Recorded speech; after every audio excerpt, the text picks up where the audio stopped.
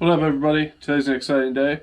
We are putting a Novarossi engine together that I got from my buddy Sergeant J. Sergeant J's RC Adventures helped me get because they're not shipping in the U.S., so he definitely helped me out. Big shout out to him. He'll be linked in the description because without him, this wouldn't be here. We're going to set up the clutch. I have different clutch shoes over there. But I want to run all green springs with those clutch shoes, so I'll run it stock until I get green ones. Because it comes with 2 silver, 2 gold. So there's an aluminum pad, and then this is an aluminum pad. This is a carbon pad. So you're gonna put these in aluminum, carbon, and then the carbon one gets a gold spring, and the springs go in this way. Just like the picture. So small side to the left, all the way around. Small side to the left. And yeah, so you're gonna slide those in. I'll probably show you one on here and then I'll do the rest. So a silver goes into the aluminum, which is blue. And then if you notice, there's a long side and a short side. So the long side goes into, there's a little hole in there. It just goes in there like that. If I can do it with my big fingers. And boom, just like that. And then the hole's lined up. And then we're going to put this in here. And we're just going to cinch it down with the screws that are there.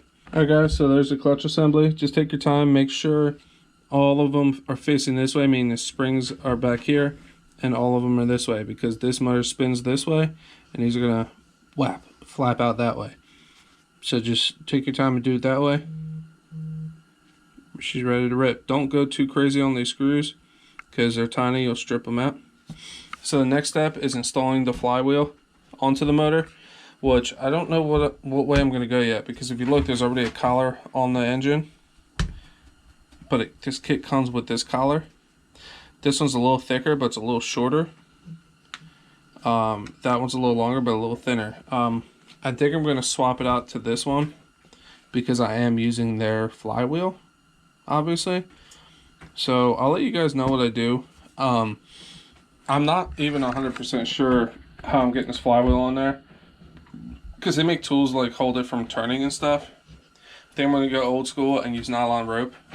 Wish me luck. I don't want to crack anything. Please don't let me break it.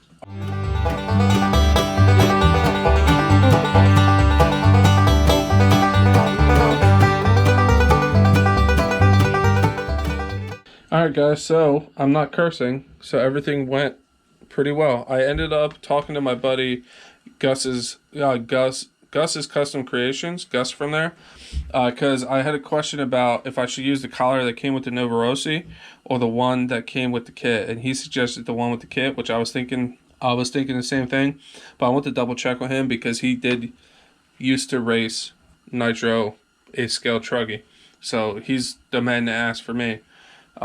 Never think you know everything. If you have a question, ask. I blew him up a few times with questions, so like, don't be afraid to ask questions. Even if there's some groups that are really rough, just go somewhere else. If you have any questions, just do it that way.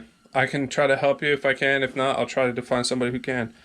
But yeah, so I put the flywheel on. I used nylon rope, stuffed it in there, and snugged her down real tight.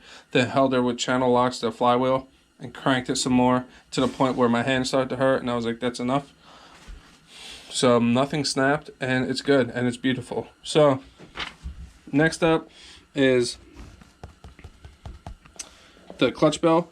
What we're gonna do is I'm gonna set the clutch bell on there and spin it, and if I hear it hitting the flywheel, it comes with spacers. I'm gonna put a spacer behind it, spin it again, and then if it's still hitting the flywheel, another spacer, and then when it's not hitting the flywheel, I'm gonna continue building it, and then it's going to be nice and quiet, nice and smooth. And then if you have a lot of play, front and back, you can always put spacers in the front and then tighten it back down.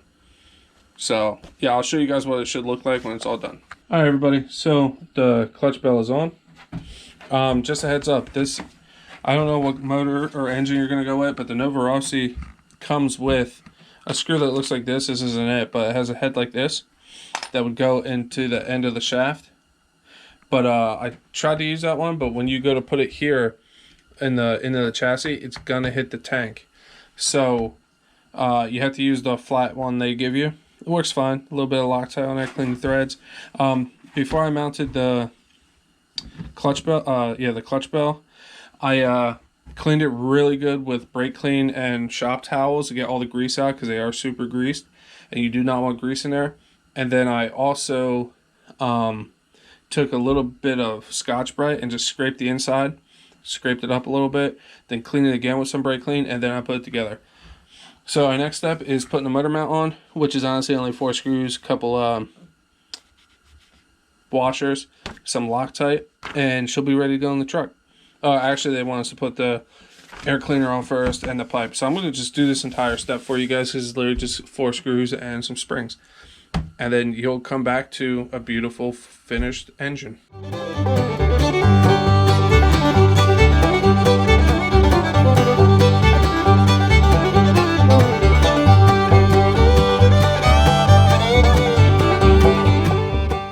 There it is, guys. Exhaust, manifold, air cleaner, all self-explanatory, pretty easy stuff. To put these little springs on, it was actually really easy. I just used one of my curved picks I got the other day and just like pulled it around, did it. I normally have trouble with those. They go around the engine themselves, but I literally just hooked it on that side and just pulled it and put it on, no problem. Just make sure everything's seated so it doesn't go ping and they're gone forever. So yeah, and honestly, it ain't going nowhere. Like, I've never had an exhaust that's like that sturdy. Like, so yeah, so now we're gonna mount her in the truck, I believe. Let's see. Yep, this is where we go to mount her in the truck. It's literally just 4 screws. We gotta put that bad boy in for the exhaust, which we might have to move. We might have to make a longer one because it's a bigger engine than normal. So we're gonna put 5 screws in. Yeah, we're gonna put these 5 screws in. We're gonna use Loctite. I think I'm gonna use blue, well, maybe red, just because it is the mount, the engine mount. And gonna have to cut a little hole in one of the side wings, and that's it. And we'll run the fuel line and we'll be all set. I moved that over, that one of these under here, I moved over just a smidge, but I still don't like the way it looked. So I took this end, loosened it up, twisted it, and I ended up going to about a 45. So this is gonna go on there like that, which is gonna be fun. And then I didn't like how close it was to this bracket here, so I just loosened up this, this spring over, screw over here just a little bit, just so I can adjust the carburetor. And I just twisted the carb just a little bit, just to give me a little more space there. And now she opens and closes completely, not snagging on nothing. So I did take the 4 bolts out that I Loctited in. So I'm going to clean those, put those back in, hook up the throttle, and then I'll show you guys the servos. Alright guys, so everything's hooked up. I adjusted a couple of my endpoints. I tightened up this rod end just a smidge. Just this back. I had to adjust this bottom. It looks like this, but on this side. I had to loosen up just a smidge because when I would apply the brakes, the rear one wouldn't disengage, so I just moved it out just a little bit. And now I got brakes, throttle, and then there was a steering. These are literally the quietest servos I've ever owned. It's just good to go. This is hooked up like this for now. I have a switch coming because I forgot the kit doesn't come with one. And since I'm using a Noble receiver, hold on, let me unplug it. Signal lost. Let me turn this off. Shutting down. So since I'm using a Noble receiver and it sticks up high like that because they go in through the side, so what I'm going to do is put this antenna, if I could do this one-handed, through here. And I had to put this on backwards so I can put the cover on this receiver. Hold on. There we go. So I had to do it like that because this cover won't fit the other way and this receiver doesn't fit this way. So what I'm going to do is, for the battery, it's going to go here. Obviously I'm going to have a switch, so I'm going to put a hole here in this battery box, and this is designed to hold the wires down.